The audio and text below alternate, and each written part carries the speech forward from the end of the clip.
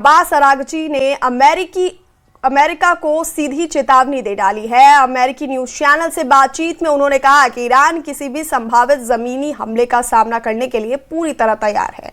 उन्होंने कहा कि ईरान ने किसी भी तरह के सीज फायर की मांग नहीं की है और अब अमेरिका के साथ बातचीत पर भरोसा नहीं किया जा सकता, क्योंकि पहले बातचीत के दौरान ही हमले किए गए। अरागची के मुताबिक इस जंग में कोई असली विजेता नहीं होगा। उन्होंने कहा कि अगर अमेरिका हमला करता है तो ईरान उसका मुकाबला करेगा और ये अमेरिका के लिए बड़ा डिजास्टर साबित हो सकता है।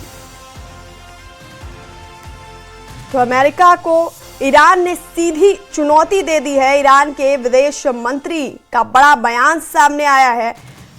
अमेरिकी न्यूज चैनल से बातचीत में उन्होंने कहा कि ईरान किसी भी संभावित जमीनी हमले का सामना करने के लिए पूरी तरह तैयार है।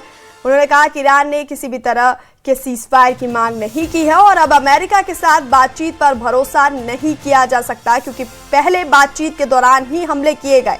अरागची के मुताबिक इस जंग में कोई असली विजेता नहीं होगा। उन्होंने कहा कि अगर अमेरिका हमला करता है तो ईरान उसका मुकाबला करेगा और यह अमेरिका के लिए बड़ा डिजास्टर साबित होगा।